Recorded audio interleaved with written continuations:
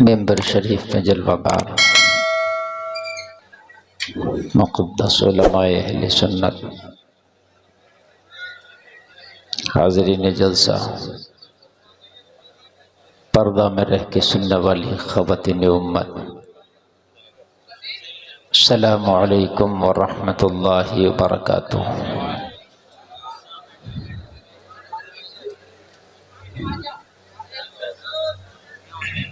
अल्हम्दुलिल्लाहि रब्बिल आलमीन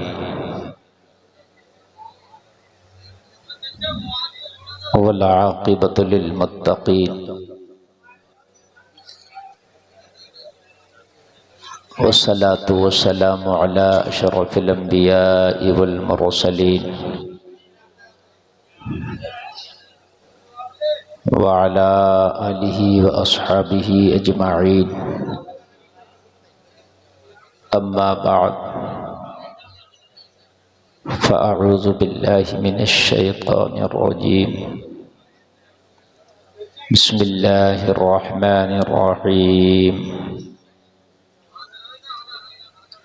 वलनब्लुवन्नकुम बिशैइन मिनल खौफ़ि वल जू'i व नक़्सिम मिनल अमवालि वल अनफुसि वस्समरात वबश्शिरिस साबिरीन अल्लज़ीना इज़ा असाबतहुम मुसीबतुन क़ालू इन्ना लिल्लाहि व इन्ना इलैहि राजिऊन। आमन्तु बिल्लाहि सदक़ल्लाहुल अज़ीम। ली खम्सतुन नुत्फ़ी बिहा हर्रल वबाइल हातिमा अल मुस्तफ़ा वल मुर्तज़ा वब्नाहुमा वल फ़ातिमा।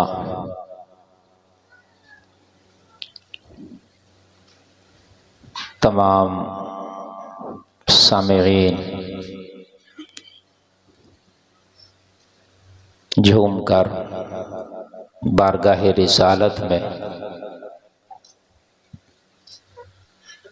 मोहब्बत की थाली में सजाकर मुस्तफ़ा का दुरूद पेश करें, बावाज़े बुलंद पढ़ें। अल्लाहुम्मा सल्लि अला सय्यिदना मौलाना मुहम्मदिन व बारिक व सल्लिम। सल्लु अलैहि सलातन व सलामन अलैका या रसूल अल्लाह। सब लोग मिल के बोलें सल्लल्लाहु अलैहि वसल्लम। सारा मजमा बोले सल्लल्लाहु अलैहि वसल्लम। मुस्तफ़ा का दुरूद बहुत मोहब्बत से पढ़ लिया करो यारो। कहने के बावजूद भी नहीं पढ़ते। ये वो काम है जो कभी रब की बारगाह से रद्द नहीं किया जाता। जो दुरूद पढ़ता है उसका दुरूद अल्लाह उसके रसूल की बारगाह में कबूल हो जाता है। खुद करीम मुस्तफ़ा फरमाते हैं कि जिसने मोहब्बत से मेरे ऊपर दुरूद पढ़ा मैं उसके दुरूद को अपने कानों से सुन लेता हूँ। इसलिए दुरूद पढ़ने के आदी बन जाओ, आदतें डाल लो ताकि कब्र में भी ये वजीफ़ा काम आए, मैदान महशर में मेज़ान अमल पे ये वजीफ़ा काम आए।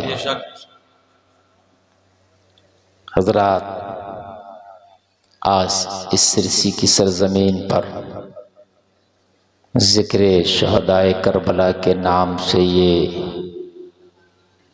कॉन्फ्रेंस सजाई गई। कमेटी के लोगों ने मेहनतें की, लोगों ने इसमें जानी और माली ताउन किया।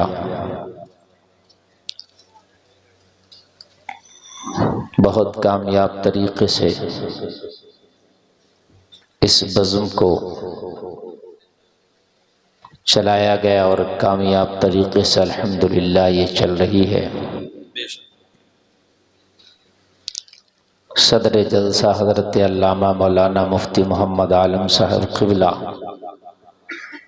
मुकम्मल मेहनतों के साथ इस जलसे को कामयाबी दिलाने की कोशिश कर रहे हैं और इंशाअल्लाह हज़रत की मेहनतें कामयाब होंगी, रंग लाएंगी और जलसा मुकम्मल कामयाब होगा। मुझसे पेशतर भी आपने ना तो मनक़बत व तक़रीर सुनी, मेरे बात भी सुनेंगे। शर्त यह है कि आप अपने समातों के प्याले को मुकम्मल तरीक़े से खाली करके रखें। दुनिया के इस वक्त बिल्कुल जहन से, दुनिया की बातों से खाली करके अपनी समातों को इस वक्त ज़िक्र हुसैन में लगाते हैं। हज़रात,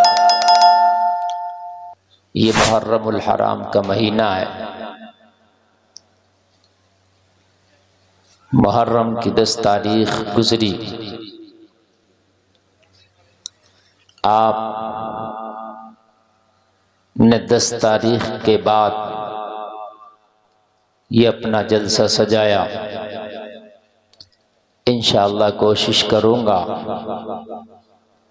कि मैं तारीख़ करबला, सीरत इमाम हुसैन के हवाले से कुछ बातें आपके सामने रखूँ। अल्लाह ताला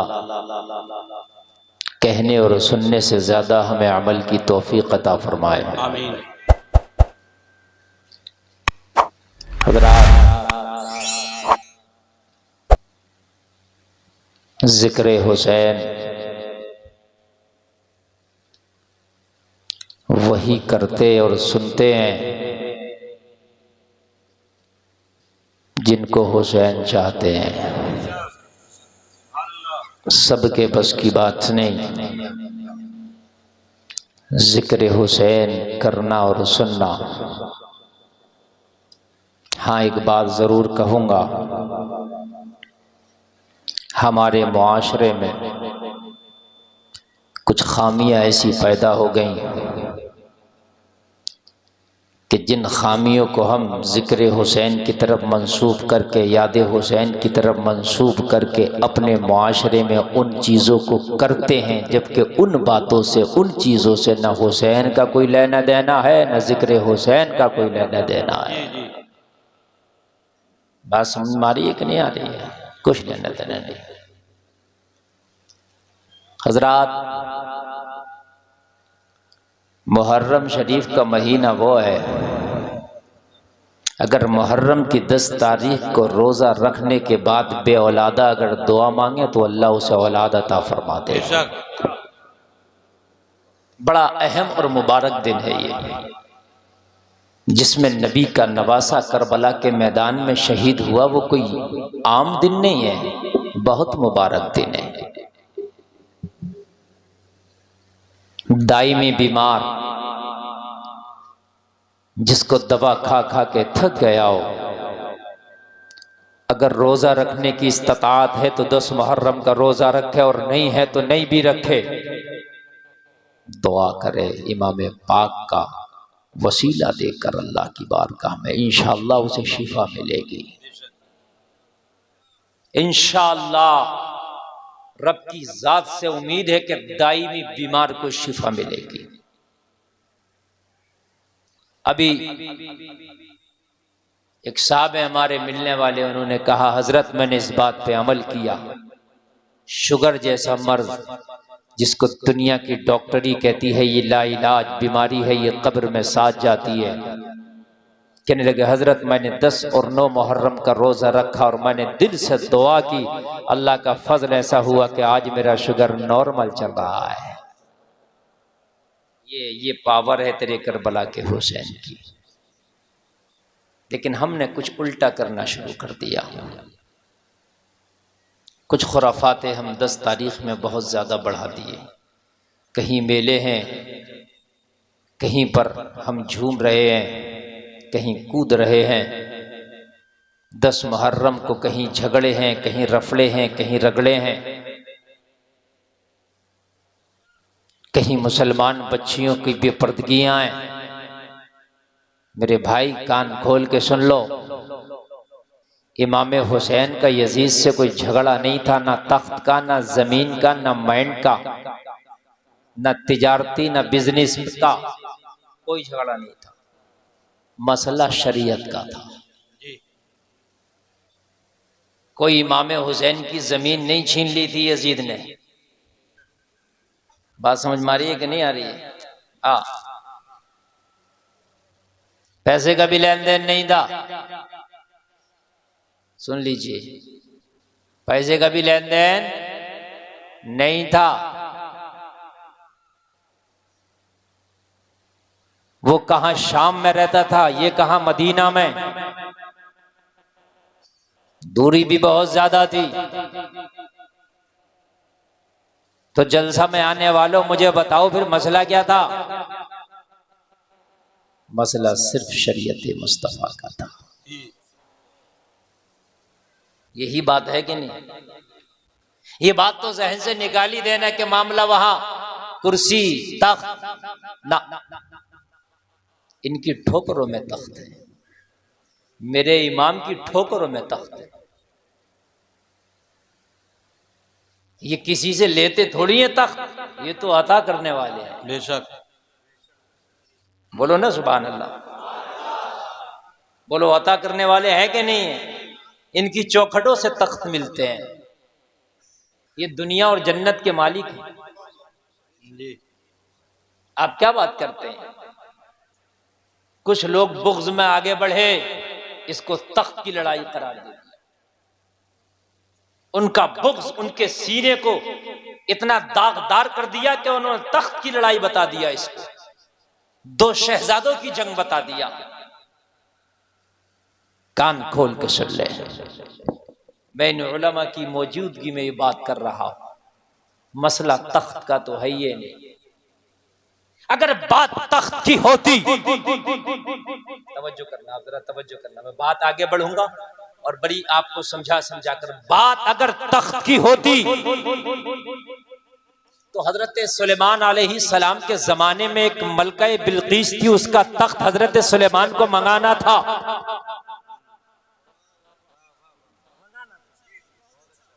तो आपने कहा मैं चाहता हूं मलका बिल्कीस का तख्त मेरे दरबार में हाजिर किया जाए, कौन करेगा? सबने बताया मैं कितनी देर में, किसी ने अपनी अपनी देर बताई, कहा नहीं इतना बर्दाश्त नहीं, जल्दी बताओ। एक वली खड़ा था, आसिफ नाम है। कौन खड़ा था भाई? नबी नहीं है। कौन खड़ा था? जोर से बोलिए। वली नबी से आला नहीं होता, नबी नबी होता है, वली कभी भी नबी के मर्तबे को नहीं पहुंच सकता। वली उम्मत में होता है, नबी का उम्मती होता है, नबी आइडियल होता है, वली उसको अपना रहनुमा बनाता है। आसिफ बिन बरखिया बोले हुजूर अगर इजाजत दें तो मलका का तख्त हम ले आए। जरूर से बोलिए जरा, हम ले आए? कहा ले आओ, लेकिन देर बताओ कितनी लगेगी। मसला देर का है, लाने तो बहुत कह रहे हैं, कितनी देर में ले आओगे? कहा हुजूर पलक झपकने से पहले ले आऊंगा। जरा जोर से कहते हैं, जरा जोर से कहते हैं सुभान अल्लाह। कौन कह रहा है? ये एक वली। बोलिए कौन कह रहा है? बोलिए कौन कह रहा है? और वली किस नबी के जमाने का वली है? हजरत सुलेमान अलैहि सलाम के जमाने का वली है। मेरे नबी के जमाने के औलिया उस जमाने के औलिया से अफजल हैं। किसी भी नबी की उम्मत में गौसे आदम जैसा वली नहीं मिलेगा। अरे जब सुलेमान अलैहि सलाम के दौर का वली आसिफ बिन बरखिया मलका बिल्कीस का तख्त पलक झपकने से पहले ले आए तो मोहम्मद रसूलुल्लाह का नवासा अगर इशारा कर दे तो पलक झपकने से पहले यजीद का तख्त मदीने में होता। नारे तकबीर, नारे रिसाला, नारे हैदरी, नारे हैदरी। यहां तो खाली मामला वलायत का नहीं है, यहां वलायत का मामला नहीं है। डायरेक्ट वो है जिसकी रगों में खूने मुस्तफा है, जिसकी रगों में दूधे फातिमा है। ये वो है, वली नहीं बल्कि वलायत इनके घर से मिलती है। बल्कि गुलफाम को कहने दो हुसैन वो है वलायत जिसके अब्बा के घर की है। वाह वाह वाह वाह वाह वाह वाह। वलायत हुसैन के अब्बा के घर की है। इससे बड़ा तुम्हारी जबान में जुमला हो ही नहीं सकता। जी मुफ्ती साहब बहुत बेहतर, जिंदाबाद। वलायत हुसैन के अब्बा के घर की है। घर की है। हाँ, इससे बड़ा जुमला नहीं। कहते हैं ना मेरे बाप की है ये मेरे बाप की है। वलायत हुसैन के बाप के घर की। जब तक वली नहीं हो सकता जब तक डोरा अली से ना मिलेगा। जरा बोलो ना सुभान अल्लाह। तो भाइयों अगर तख्त का मसला होता तो इशारा देखे यजीद का तख्त तो तख्त यजीद समीत बुला लेते। बोलिए, लेकिन मसला तख्त का नहीं था और यजीद को मारना भी नहीं था। करबला में हुसैन ने यजीद को कत्ल नहीं किया, यजीद तो आया ही नहीं था। करबला में यजीदियत को कत्ल किया गया।